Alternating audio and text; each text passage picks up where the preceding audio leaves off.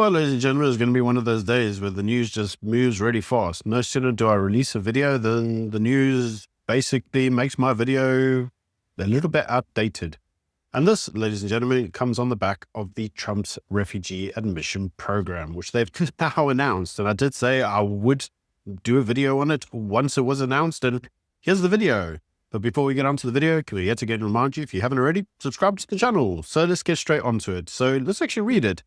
It basically says that the Department of Homeland Security and the implementing partners are considering eligibility for U.S. refugee resettlement for Afrikaners and disfavored minorities in South Africa who are victims of unjust racial discrimination.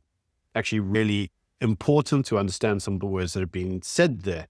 So they said, to be eligible, you must be able to prove all three criteria. Now, I did tell everybody there would be criteria to prove on this, and I did say as a lawyer, there's always criteria. And so here's the criteria. The criteria is you must be a South African national, you must be of Afrikaner ethnicity or a member of a racial minority in South Africa. That's really keen because we had a lot of people asking, what about Anglo-whites? What about Indians? What about coloreds? And so forth. Well, according to this, all of that goes under for consideration now. All of those are people that can apply.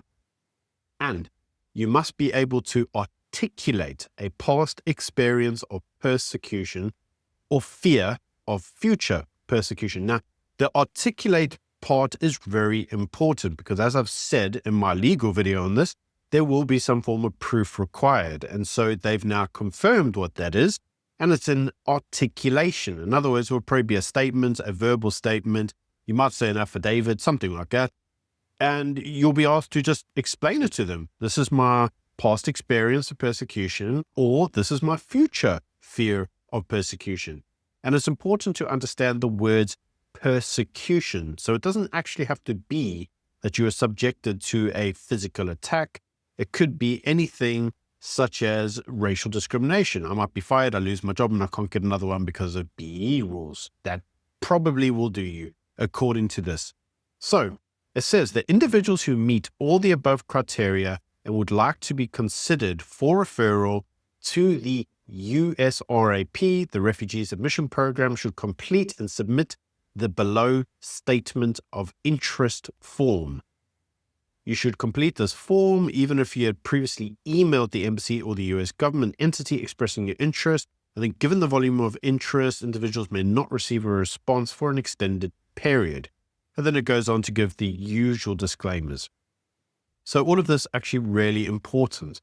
Now, what does this actually mean for South Africa? Well, it actually means that the refugee program is open a lot wider than it was originally envisaged. So many of us speculated, how would you prove Afrikaner ethnicity?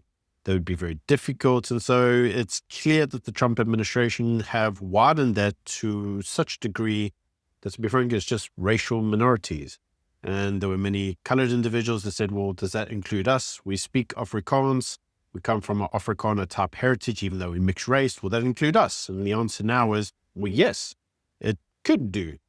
However, it also looks like Anglo-type South Africans, white South Africans, and even Indian South Africans could potentially be subjected to the same considerations.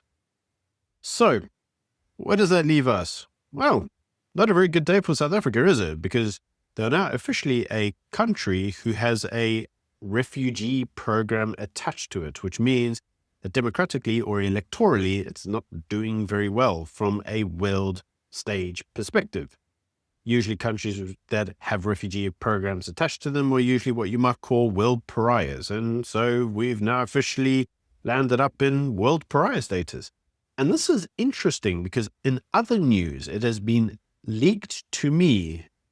And I will say it's an allegation because I can't actually leak the proofs because it would be a violation of certain supplier agreements. But it has been leaked to me that the US consulate in South Africa has been issuing termination notices to all entities with BEE level 1.